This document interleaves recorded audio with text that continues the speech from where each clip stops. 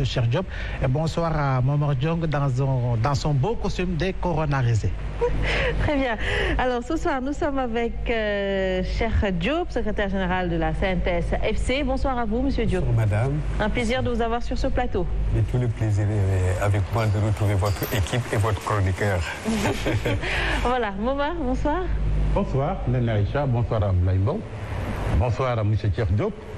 Lui et les travailleurs qui viennent de recevoir un très beau cadeau de la part du président de la République avec sa toute première ordonnance. Peut-être on va en parler dans le courant de l'émission. Bonsoir aussi à tous les téléspectateurs. Alors justement, avant d'en parler, on le sait, à cause du coronavirus, beaucoup d'employés sont en chômage technique. On va prendre exemple des secteurs comme par exemple les hôtels, restaurants, aéroports, agences de voyage, entre autres secteurs. Une situation qui est assez compliquée pour les travailleurs. Oui, assez compliqué, mais les mesures qui viennent d'être prises, quand même, nous rassurent. Il faut dire que les organisations syndicales majeures ont rencontré les chefs de l'État avant la mise en œuvre du plan d'urgence de résilience économique et sociale. Il a fait des consultations. On s'est rendu compte, avec les premiers actes posés, que lors de cette consultation, les préoccupations des organisations syndicales, de la CNTS-FC en particulier, sont largement prises en compte. Mais auparavant, il faudrait qu'on revienne un peu sur la toute première décision qui avait été prise par le chef de l'État concernant nos compatriotes qui sont à Rouen. Oui. Cette décision, l'évolution de la situation prouve qu'il avait raison. Et je pense que pour ce genre de situation, il faut qu'on y revienne. Il avait raison de refuser le rapatriement, mais également de prendre contact avec les autorités de la Chine pour que nos compatriotes soient largement pris en compte dans la lutte contre le coronavirus. C'est ça qu'il avait fait à l'époque et c'était une décision assez controversée. C'est maintenant qu'on se rend compte que c'était une bonne décision. Maintenant, pour ce qui concerne le contenu du programme, nous avions effectivement exprimé la première préoccupation des travailleurs, celle de maintenir les emplois autant que possible. Et si on devrait réviser la position du maintien total des emplois, du plein emploi, qu'est-ce qu'on devrait faire? Qu'on en discute, mais qu'on trouve aussi des solutions qui soient en mesure de pouvoir aider les populations et les travailleurs en particulier à traverser cette phase difficile.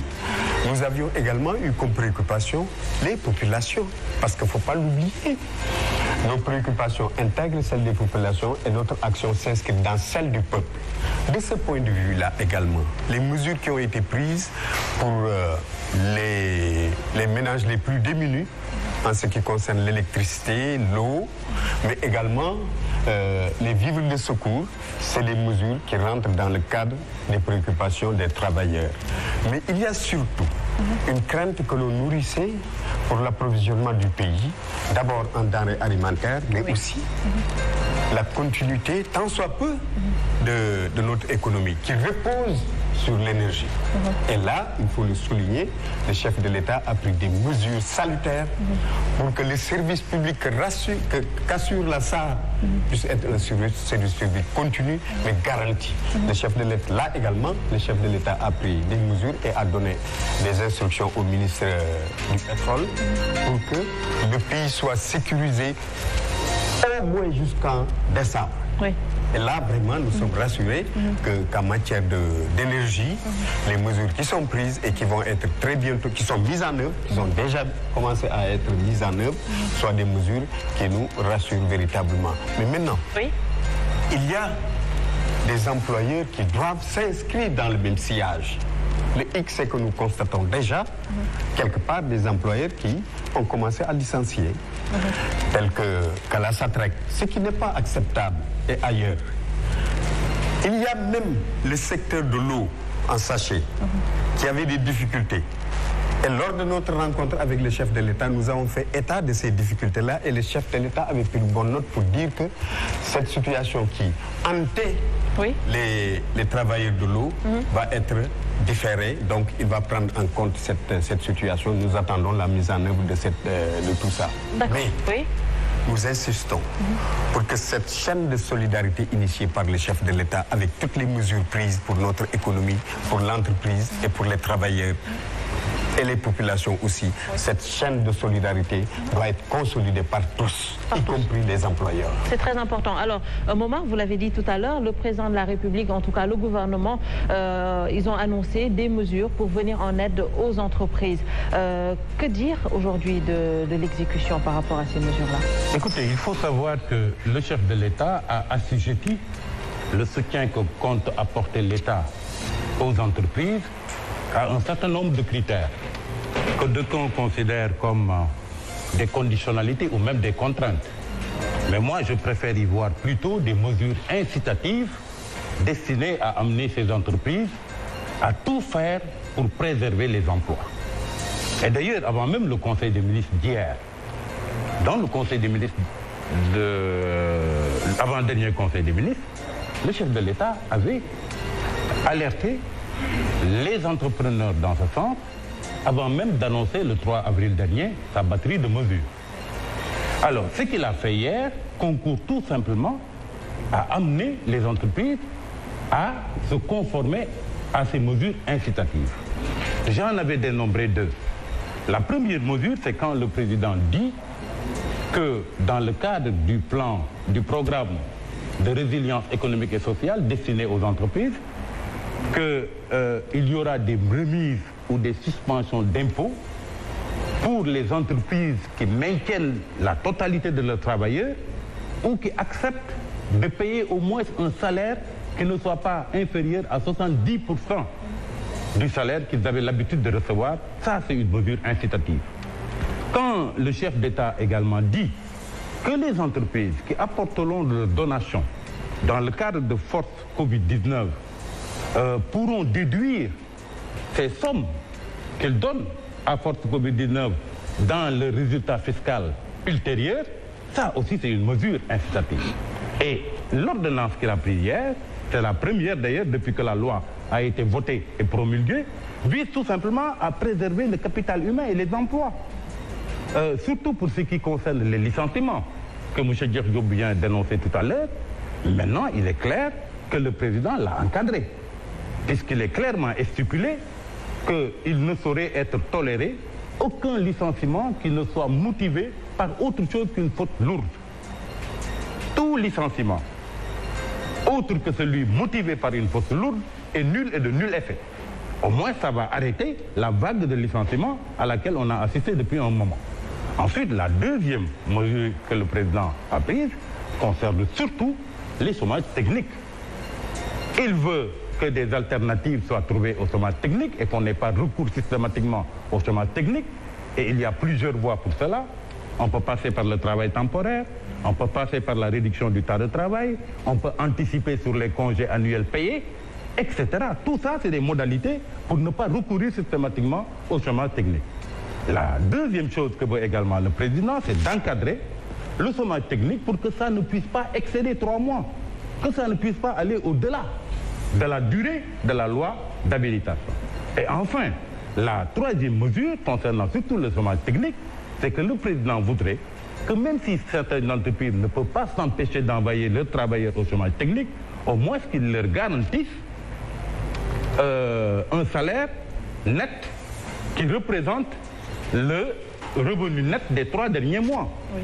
C'est ce qu'on appelle dans le jargon, je parle sous le contrôle de Cheikh Diop, le revenu à caractère alimentaire. Parce qu'il va falloir que le travailleur, même s'il ne travaille plus, pour cause de Covid-19, puisse quand même vivre. Je crois que c'est des mesures qui ont été prises et qui sont très salutaires. Le président est resté dans cette dynamique qui a consisté à tout faire pour préserver le capital humain et les emplois. Et je pense qu'il n'y a qu'à les chefs d'entreprise maintenant à s'y conformer parce que c'est tout le monde qui doit participer à cet effort. Bon, il est vrai que le plan de résilience économique et sociale est d'une pertinence, qu'on dise accrue, mais il nous faut surtout une approche systémique. Une approche systémique pour permettre justement aux différents justement décideurs de pouvoir mieux s'impliquer pour ne pas colonner dans le sens justement d'une perturbation de l'environnement des affaires, mais également liée justement au travail, parce que c'est d'une importance capitale. Aujourd'hui, je donne l'exemple de Sen'Eau.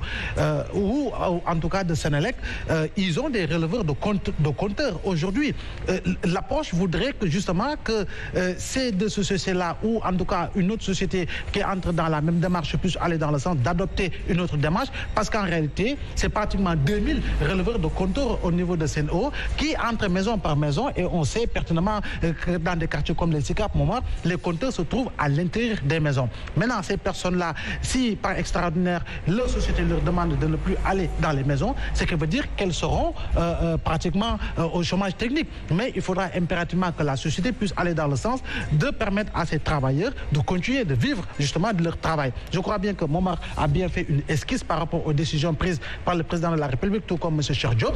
Mais il ne faut pas oublier que le monde n'a jamais connu un fléau tel que le coronavirus, même du temps de la Deuxième Guerre mondiale, du temps de la guerre du Vietnam, du temps de la guerre d'Indochine ou de la guerre des deux Corées, mais les gens venaient, allaient et venaient. Les avions ne s'étaient pas arrêtés. Aujourd'hui, tout est fermé. C'est pratiquement 4 milliards de personnes qui sont confinées. La France vient d'entrer dans une récession économique, la pire récession économique depuis la fin de la Seconde Guerre mondiale, ce qui veut dire qu'en réalité, le coronavirus a des impacts. Mais nous devons nous montrer beaucoup plus optimistes par rapport à notre approche, et pour sauvegarder l'emploi, pour sauvegarder l'environnement des affaires, pour sauvegarder également les entreprises, parce qu'il ne faut pas également oublier qu'entre 2007 et 2008, le monde a été fortement secoué par la crise financière internationale, mais fort heureusement, l'Afrique avait été épargnée, quoi qu'on puisse dire. Donc, ce qui veut dire que le coronavirus a des impacts dans tous les secteurs de l'activité sociale, économique, et j'en passe, mais fort heureusement, l'Afrique jusqu'à présent, nous touchons du bois, j'allais dire, nous en mangeons, Momar et moi, l'Afrique continue justement d'avoir une meilleure maîtrise justement de la pandémie par rapport à des pays comme la France, comme les États-Unis, comme le Royaume-Uni, l'Espagne, l'Italie. Maintenant, il ne faudra pas que l'on dorme sur nos lauriers. Il faut continuer de se montrer efficace. Mais aujourd'hui, la chose la plus essentielle, c'est l'impact au niveau des foyers sénégalais. Mais pour cela, il faut aller dans le sens d'une préservation justement des emplois et permettre justement à chaque travailleur de pouvoir continuer de jouir justement des émoluments mensuels. Alors oui, justement, l'État a fait énormément de choses pour préserver les emplois. Aujourd'hui, comment faire pour protéger les employés si les chefs d'entreprise ne décident pas de s'y confondre? Alors, moi je dois dire que les mesures prises par le chef de l'État protègent non seulement les employés, mais l'entreprise. Et c'est là où il faut, à mon avis, réfléchir sur la mise en œuvre rapide des décisions qui ont été prises. Parmi ces décisions, je pense par exemple à la dette intérieure. La dette intérieure qui affecte des secteurs stratégiques comme le pétrole et l'énergie, et tant d'autres, certainement. Je crois qu'aujourd'hui, la mesure qui doit suivre à tout ce qui vient d'être prise comme programme, c'est d'essayer d'apurer la dette intérieure. Parce qu'il faut le reconnaître quand même, certaines sociétés pétrolières ont un temps de travail très réduit à cause de la situation et de la circulation qui est limitée. Les citernes n'atteignent plus les objectifs en un temps record comme ils le faisaient. Ils doublent ou triplent même le temps de déplacement. Les litrages sont totalement en chute, libres. Donc, toutes ces questions font que nous pensons que si un effort est fait au niveau de la dette intérieure, les employeurs peuvent tenir le coup et respecter les mesures qui ont été édictées pour sauvegarder les emplois. C'est la raison pour laquelle nous disons que cette chaîne de solidarité doit être consolidée par tous. Et je crois que la pandémie commence à nous enseigner sur énormément de choses. Les modes d'organisation du travail, les modes d'organisation de vivre en commun, les modes d'organisation économique. Tout ceci sont en train d'être remis en cause. Et je pense que c'est des leçons que nous devons retenir. Aujourd'hui, il n'a jamais été question, en tout cas au Sénégal, de penser à développer le télétravail. Aujourd'hui, cette question se pose avec acuité. Les formes de solidarité que nous avons connues jusqu'ici, on a toujours parlé de la protection sociale, de la protection civile. Mais la prévention sociale, on en parle très peu. On n'a pas de chômage technique dans nos pays. Je dis chômage technique. On n'a pas d'indemnité de chômage dans nos pays, dans notre système de protection sociale actuel. Ça ne couvre pas le chômage technique.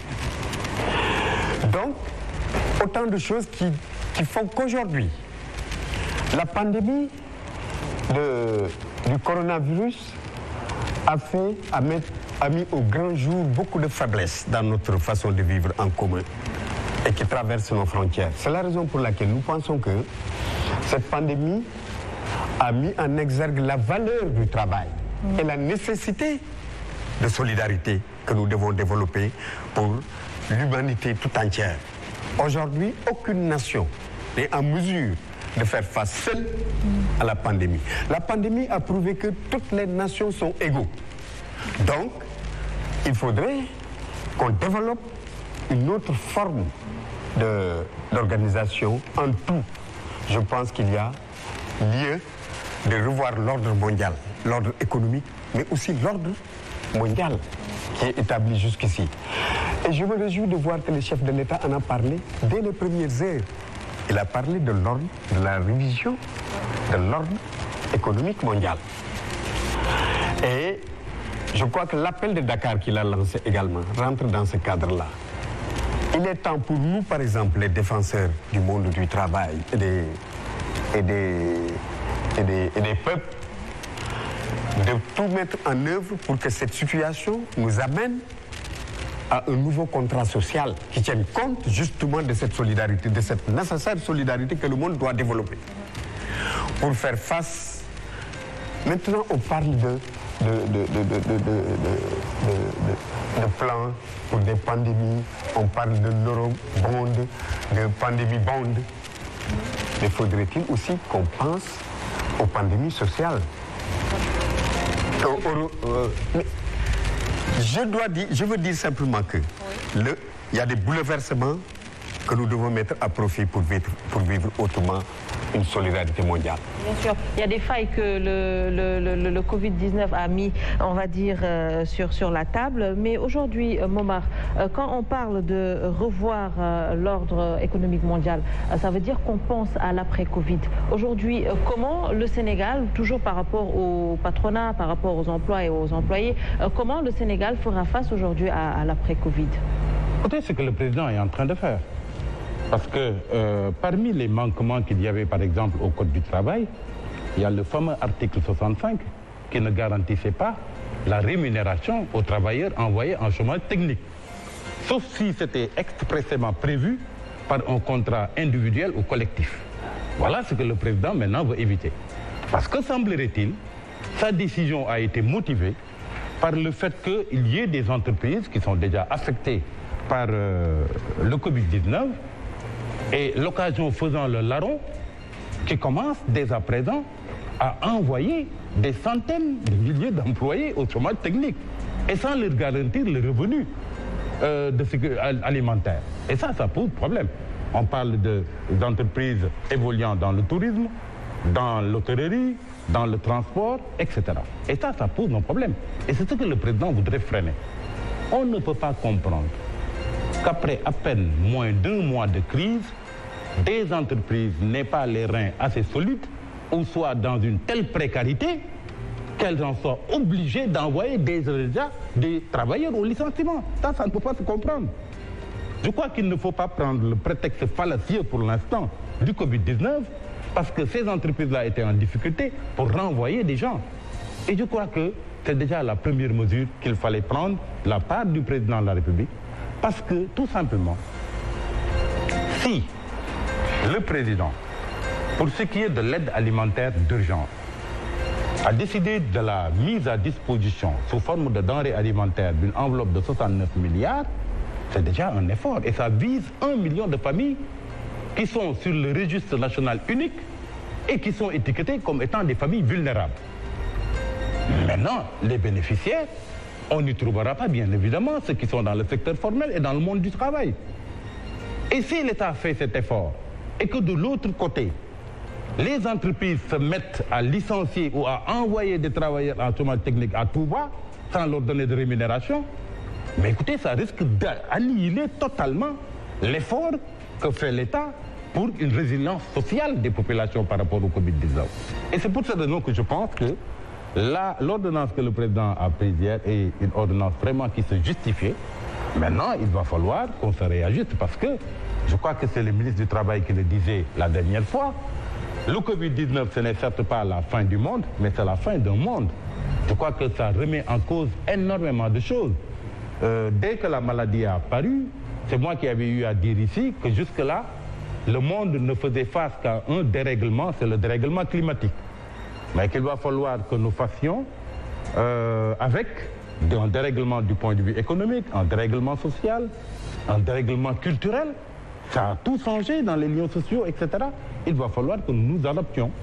Et je crois que c'est déjà bien de sauver le monde des entreprises, de sauver les travailleurs, de ne pas permettre aux entreprises de les envoyer systématiquement en licenciement ou en chômage technique. C'est déjà une partie du problème.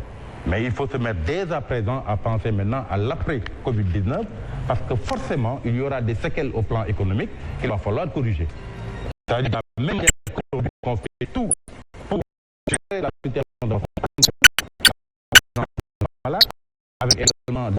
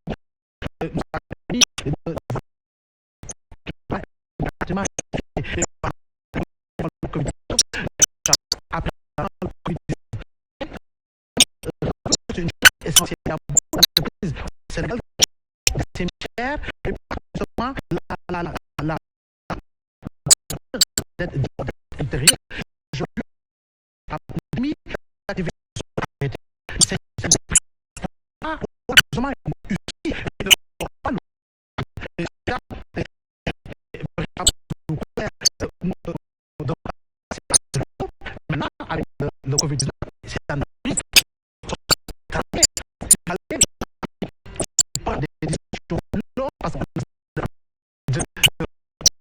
Du paiement de la dette intérieure, on ne cessait d'en parler depuis autant d'années. Il fallait que l'État appuie justement les dettes et permettre aux entreprises de mieux souffler. Mais dans le secteur des BTP, avant même le Covid-19, c'est combien d'employés qui ont été mis au chômage carrément ou au chômage technique. Donc cela veut dire qu'en réalité, aujourd'hui, la majorité de ces entreprises-là sont totalement étouffées, quoi qu'on puisse dire. Mais là, ça ne donne pas l'ordre à certains employeurs justement d'adopter ce que Momar appelle la cupidité des Sénégalais, profiter de la situation justement pour mettre autant de personnes dehors. Aujourd'hui, il y a des secteurs qui ne sont pas impactés par le Covid-19 et leurs activités aujourd'hui marchent doublement, triplement parce qu'en réalité, ces entreprises proposent des services ou des produits justement dont les Sénégalais ont besoin au quotidien. Donc je crois bien qu'il faut aller dans le sens de relativiser mais également de faire l'addition par rapport justement à ces entreprises qui aujourd'hui dont les affaires marchent et qui profitent pour mettre certains de leurs employés au chômage technique et voir également ces entreprises qui avant même le Covid-19 étaient véritablement faisaient face à d'énormes difficultés à cause de la lourdeur de la dette intérieure et voir comment justement peser sur la balance et permettre à ces entreprises de mieux souffler. Mais là, l'emploi est ce qu'il est au Sénégal. On le sait, nous avons des emplois précaires. On le sait, nous avons des entreprises, et surtout dans le secteur des petites et moyennes entreprises et petites et moyennes industries dont la durée de vie ne dépasse pratiquement pas 3 ans. Donc, c'est autant aujourd'hui de questions que l'on se pose et voir effectivement par rapport aux décisions prises par le président de la République et qui sont des décisions salutaires, voir comment justement permettre à ces entreprises-là de ne pas, en tout cas, de ne pas se laisser mourir, au mieux leur mettre sous perfusion en attendant justement de sortir de ce carcan-là. Mais j'en profite pour véritablement, je ne dis pas dénoncer, mais en tout cas, je me sens un peu blessé quand aujourd'hui, je ne vois pas aujourd'hui les présidents d'Afrique aujourd'hui courir pour retrouver le président Macky Sall à travers son appel parce qu'il insiste sur l'allègement de la dette à défaut de l'annulation de la dette africaine. Aujourd'hui, je me dis que c'était l'occasion pour les présidents de l'UEMOA, pour les présidents de la CEDEAO, pour les présidents de la CEMAC, j'allais dire pour tous les présidents d'Afrique aujourd'hui, de profiter de la situation pour également lancer l'appel de Marrakech, l'appel d'Abuja, l'appel de Bamako, effectivement pour permettre justement aux partenaires bilatéraux et multilatéraux de l'Afrique d'aller dans le sens d'une réflexion profonde pour véritablement nous dire qu'effectivement il est possible d'annuler la dette. Omar, vous vouliez réagir? Oui, je voulais réagir sur ça. C'est-à-dire qu'il y a deux reproches quand même qu'on a souvent fait à l'État du Sénégal pour ce qui concerne la vie de nos entreprises. Le premier reproche, Mbo l'a dit tout à l'heure, c'était l'accumulation de la dette intérieure. Je crois que ça posait quand même un problème d'asphyxie financière à beaucoup de nos entreprises. Et parmi les mesures qui sont annoncées, il y a cette enveloppe de 302 milliards pour payer les fournisseurs de l'État. Ça, c'est déjà un début de solution. Le deuxième reproche qu'on faisait également à l'État du Sénégal par rapport à nos entreprises, c'est de ne pas faire dans ce qu'on appelle le patriotisme économique. C'est-à-dire faire en sorte que la plupart de nos marchés profitent au capital étranger plutôt qu'à nos entreprises. Ces reproches-là, on les a toujours faits à l'État. Par contre, des mesures de nature fiscale visant à aider les entreprises sénégalaises, il n'en manque pas. Je rappelle que le 24 février dernier, l'État a validé l'exonération fiscale pour les start-up et les sociétés nouvellement créées. Ça, c'était même avant que Covid-19 ne frappe à nos portes. Je rappelle également que dans le cadre des tournées économiques et des conseils des ministres décentralisés qu'il a eu à faire dans l'ensemble du pays, le président de la République, Macky Sall, avait pris pour le pôle Casamance une loi, un projet de loi portant un statut fiscal spécial qui avait consisté à l'époque à accorder une exonération fiscale à toutes les entreprises, à toutes les sociétés qui investissaient dans le secteur touristique en Casamance. Ce qui s'est traduit par le fait que l'État s'était passé de la patente, s'était passé de l'impôt sur les sociétés et s'était également passé de la TVA pour ces entreprises. Est-ce que ces mesures incitatives à l'époque ont contribué à booster le tourisme en Casamance? Je pense que non. Je rappelle aussi que sous Abdoulaye Wade, il y a une mesure qui a été prise et qui avait consisté à baisser de manière drastique l'impôt sur le revenu.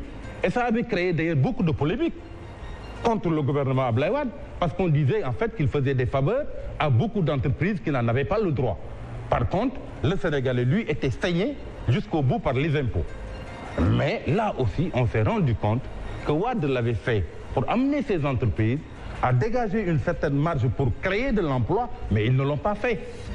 Et c'est pour cette raison que de la même manière qu'il nous arrive de reprocher quand même des choses à l'État, il va falloir également que ces entreprises, qui ne sont guidées que par le profit, quand même, ne profitent pas de cette situation de précarité qui est évidente pour licencier en masse des employés. Il faudrait également que les mesures incitatives que le président de la République a prises à leur encontre puissent quand même leur permettre de préserver des emplois. Parce que par le passé, comme on l'a vu avec le statut spécial fiscal en Casamance, comme on l'a vu avec Abdoulaye Wade avec la baisse des impôts sur les sociétés, les entreprises n'avaient pas réagi en conséquence. Et finalement, on a comme l'impression que l'État s'était passé de niche fiscale pour aider les entreprises à créer des emplois ou à les consolider. Et finalement, ces concessions n'ont servi à rien. Il ne faudrait pas que cette fois-ci, où tout le monde doit participer à l'effort de guerre, que les entrepreneurs soient tout simplement guidés par le profit et ne puissent pas réagir par rapport à la situation positivement. Alors, comme ça a été dit, il faudrait que tout le monde y participe en quelque sorte. Absolument. Pour cette fois, je pense que les mesures qui sont prises pour la résilience économique et sociale, c'est des mesures, pour une fois, et même les positions, l'ensemble des positions du chef de l'État qui sont en phase avec nos convictions de gouvernance, d'équité, de justice sociale. Voyez-vous, l'entreprise aujourd'hui au Sénégal, les mesures qui sont prises concernent l'entreprise, le capital national, mais aussi les travailleurs et les populations. Contrairement, si on compare un peu la crise financière de 2008 qui a débuté aux États-Unis et qui a envahi une partie de l'Europe, les formes d'intervention ne sont pas les mêmes. En 2008, ce que l'Europe et les États-Unis ont injecté au niveau des établissements financiers, les banques et autres, et des établissements immobiliers, l'ensemble des sommes injectées au niveau des États-Unis et de l'Europe équivaut, si on l'avait distribué aux populations de la Terre, c'est une façon de voir, équivaut à chaque habitant de la Terre soit millionnaire, au moins possède 3 millions. Chaque habitant de la Terre, au moins. Mais les habitants de la Terre, les gourgourlous qu'ils sont, se réinjectent ces sommes dans l'économie, mais l'économie se redresserait d'elle-même. Et du coup, on aurait éradiqué les inégalités, on aurait éradiqué la pauvreté. Alors, je pense qu'aujourd'hui, les positions du président Macky Sall cadrent un peu avec cette vision que nous avons, nous, de vivre en communauté. Il a mis de l'argent pour les entreprises. Il a créé des leviers de soutien de l'entreprise. Mais il faudrait également que le mode de gestion de nos entreprises que nous avons connu jusqu'ici cesse. Mais on ne peut pas comprendre qu'au bout d'1 mois de crise, les entreprises ne peuvent plus payer les salaires. Ça veut dire qu'en amont, pendant des dizaines d'années, ils ont très mal géré. Donc, il faut qu'on revoie la gestion de nos entreprises et considérer l'entreprise comme un bien public. En tout cas, c'est notre conception. On a l'habitude de dire que l'entreprise, c'est notre outil de travail. Nous voulons avoir la même vision que l'investisseur, que le propriétaire de l'entreprise, pour qu'il gère au profit de toute la nation, de toute notre économie. Ça veut dire quoi? Avoir un salaire, même si son salaire n'est pas égal à celui de Cheikh Diop qui est travailleur, qu'il se dote d'un salaire et qu'il gère. La preuve, même si vous êtes propriétaire d'une entreprise, oui, vous pouvez être passible d'abus de biens sociaux.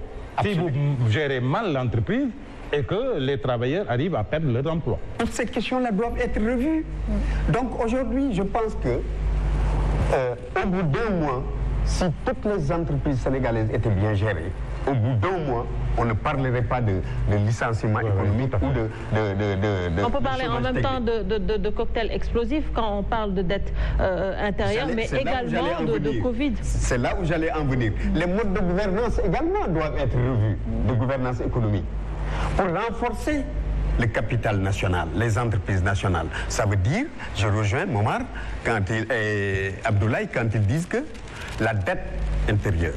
Voyez-vous, cette situation, il y a des petites et moyennes entreprises qu'on ne peut pas soupçonner de difficultés parce qu'ils sont dans un secteur florissant. Je pense au secteur du pétrole. Mais dans le secteur du pétrole, il y a les majors, mais il y a des PME, PMI, il y a des très petites moyennes entreprises à qui on doit 3 ans ou 4 ans de dette. Je pense à ces entreprises-là qui sont des PME. Donc je pense que dans ces mesures, nous devons intégrer l'apurement de la dette intérieure, surtout pour les petites et moyennes entreprises, pour maintenir notre économie debout. Déjà, les mesures qui sont prises, ce sont des mesures salutaires. Oui. Aujourd'hui, pour une fois, je le répète, les positions du chef de l'État intègrent parfaitement nos convictions de syndicalistes. Il faut également que l'on essaye de nous départir justement de ce caractère de l'entreprise institut personnel. Il faut que l'on aille dans le sens justement d'une ouverture à l'actionnariat. C'est ce qui manque au Sénégal. Malheureusement, c'est des entreprises avec un capitaine à bord, il est le général, il est le colonel, il est le caporal, il est le caporal-chef, il est le soldat. C'est lui qui décide de tout, c'est lui qui est au-dessus de la pyramide et jusqu'à la base de la pyramide. Je crois bien qu'il faudra que l'on aille dans le sens de voir comment rectifier justement l'approche entrepreneuriale et l'approche dans la gestion des entreprises au Sénégal. Je crois bien que c'est d'une importance capitale. Maintenant, quand on regarde de plus près, on se dit qu'en réalité, au Sénégal, nous avons un problème. Nous avons un problème par rapport à la perception de l'importance de l'emploi chez l'être humain. Aujourd'hui, on voit une entreprise, quoi qu'on puisse dire, les PME, dans les PME ou dans les PMI, on voit également à côté de grandes entreprises qui sont dans les mêmes secteurs d'activité. Maintenant, comment faire pour permettre à chaque entreprise de pouvoir jouir justement des biens et des produits et services? C'est des questions.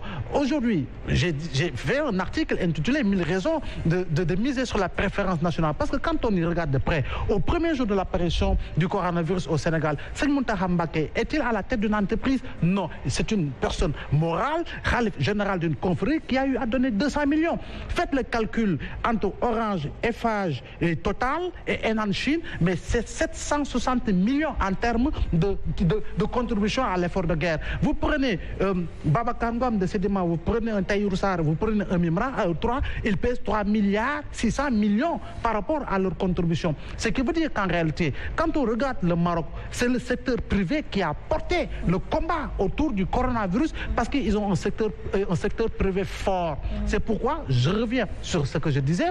Il faut impérativement apprendre des erreurs du passé parce que le coronavirus nous a permis de voir justement certaines de nos tares par rapport à l'approche entrepreneuriale et par rapport à l'approche dans la gestion des entreprises, mais également dans l'approche de la gestion économique du Sénégal de manière générale.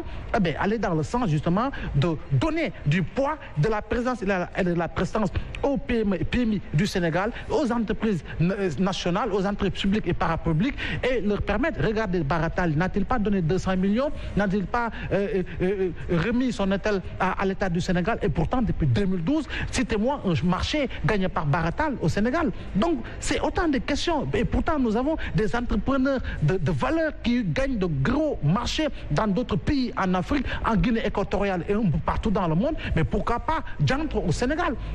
Il nous faut impérativement nous dire qu'en réalité, ce n'est pas un protectionnisme. On est à l'ère de la mondialisation, de la globalisation, ce n'est plus possible. Mais néanmoins, et cependant, il nous faut impérativement permettre aux entreprises nationales de bien vivre justement de l'économie et des marchés. Dans ce sens, on se rappelle encore du président de la République qui disait qu'il allait préférer justement le secteur privé national, favoriser le secteur privé national au détriment du secteur privé étranger. Alors, ça nous rattrape en quelque sorte. Deux enseignements que sans doute le président de la République, son gouvernement et d'ailleurs tous les acteurs économiques doivent avoir retenu du coronavirus, c'est qu'il y a deux priorités.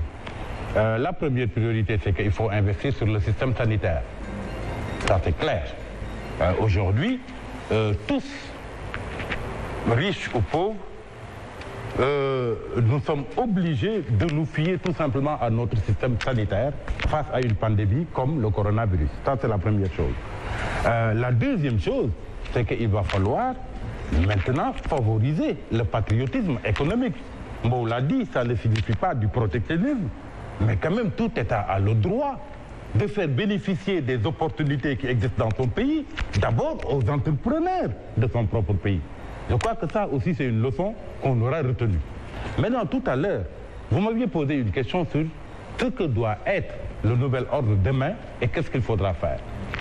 De ce point de vue, d'ailleurs, je salue le texte ou la contribution très pertinente ou la réflexion très pertinente de quelqu'un comme Pape Diop de Bokk Gis Gis, que j'ai vu dans la presse, où il dit qu'en réalité, au moment où nous en sommes, nous avons besoin de bien plus que des mesures conjoncturelles. Le président, ce qu'il a pris, c'est des mesures conjoncturelles, juste pour sortir de la crise. Mais il va falloir des mesures structurelles. Et parmi ces mesures structurelles-là, il va falloir revoir, comme l'a dit Pape Diop avec beaucoup de pertinence, le système bancaire. Il y a 26 banques commerciales au Sénégal contre 2 à 3 banques de développement. Donc les banques qui sont censées financer notre développement ne les financent pas. Ça, c'est la première chose. La deuxième chose, les banques appliquent des taux d'intérêt exorbitants, excessifs à nos entreprises. Je crois que c'est bien que le président ait appelé à l'annulation de la dette. Mais ce à quoi il devrait pouvoir aussi appeler, ses collègues de l'UEMOA, c'est d'intervenir, comme l'a dit Pape Diop, avec beaucoup de pertinence, auprès de la BCEAO, pour que la BCEAO baisse ses taux directeurs, ce qui permettra aux banques d'appliquer des taux d'intérêt qui soient raisonnables. Voyez la Banque centrale européenne, vous n'y verrez pas des taux d'intérêt excédant 1% pour les PMI. C'est comme ça que des banques doivent soutenir leur économie. Et le président de la République peut agir auprès de ses collègues de l'UEMOA pour que, après Covid-19, qu'on trouve des mécanismes auprès de la fixation du taux directeur de la BCEAO qui permettra quand même d'amortir les taux d'intérêt pour permettre à nos entreprises de s'en sortir. Je crois que ça, c'est pour l'avenir, parce que c'est par là que passera la viabilité de nos entreprises. Alors Abdoulaye, dans le secteur des hydrocarbures, par exemple, on voit quand même la SAR qui peut faire face à une pénurie de brut. Est-ce qu'on y pense actuellement? Bon, je crois bien que l'homme qu'il faut, et à la place qu'il faut, est là pour en parler. Je dois juste, moi, en tant que journaliste, rappeler avoir reçu la semaine dernière un communiqué justement des travailleurs de la société africaine de raffinage qui alertait justement sur une possibilité de rupture en termes de brut. Parce qu'aujourd'hui, quoi qu'on puisse dire, il y a des secousses dans le secteur du pétrole à un niveau mondial à cause du coronavirus. Maintenant, il faudra que les autorités, partant de l'autorité suprême, puissent prendre les devants pour que le Sénégal ne puisse pas connaître. Et comme c'est le cas au Libéria actuellement, ces 2 semaines de pénurie de carburant, je crois bien que nous sommes loin, certes du Libéria, mais il nous faut prendre nos dispositions pour ne pas justement vivre une quelconque pénurie en termes de brut. C'est-à-dire par rapport à cette question, est-ce qu'on y prend en compte, est-ce qu'on prend en compte justement le secteur de l'hydrocarbures tels que la SAR, entre autres? Oui, vous savez, la crise du coronavirus a bouleversé pratiquement toutes les prévisions et tous les paramètres. Aujourd'hui, cette crise a révélé que le système qui a prévalu jusqu'ici n'a pas pu faire face à la crise. Donc repensons les systèmes de vie, les modes de vie en société. Repensons notre économie, l'économie mondiale. Ce n'est pas l'ultralibéralisme qui est la solution. Donc aujourd'hui, en prenant référence aux pays africains, les pays africains ont survécu cette mondialisation jusqu'ici à cause de la solidarité, à cause de l'économie informelle. Et c'est cette économie informelle qui symbolise la solidarité africaine. N'eût été cette économie informelle qui représente près de 80% du travail en Afrique, les pays africains n'auraient pas survécu. Donc, aujourd'hui, nous devons profiter de cette situation pour valoriser l'appel de Dakar. L'appel de Dakar est très clair. Oui. L'appel de Dakar demande l'annulation de la dette publique et le rééchelonnement de la dette commerciale. Ça, je pense que c'est l'occasion de revoir tout ça, de revoir toutes ces questions. Oui. Mais au-delà de ces questions-là, il faudrait qu'on repense un nouvel ordre mondial. C'est le moment d'y penser parce que tout aujourd'hui concourt à cette nouvelle ordre mondial. Alors, Momar, pour finir. Oui, pour finir, peut-être la seule chose que je demanderai peut-être au président de la République, dans la batterie de mesures pratiques qu'il a eu à prendre, c'est qu'il y a une disposition qui accorde un différé de paiement de statut fiscal aux PME-PMI qui ont un chiffre d'affaires inférieur à 100 millions. Et ce jusqu'au 15 juillet 2020. D'abord, moi, je trouve le délai relativement court, parce qu'on ne sait pas jusqu'où on en sera avec le Covid-19. Le délai est relativement court. Je crois que si on peut l'élargir, ce sera mieux. Et ensuite, étendre les bénéficiaires à des PME-PMI qui ont un chiffre d'affaires de plus de 100 millions. Parce que 90% de notre tissu économique et industriel est constitué de PME-PMI. Ça, c'est la première chose. La deuxième chose, c'est des PMI qui traversaient déjà des difficultés et qui seront tellement impactés par le Covid-19 que je ne pense pas que d'ici le 15 juillet 2020, ils auront quand même les reins assez solides ou la santé financière qu'il leur faudra pour faire face à ces charges fiscales. Merci à vous d'avoir répondu à notre invitation. C'est tout pour ce soir. On se retrouve demain, toujours à la même heure. Tout de suite, la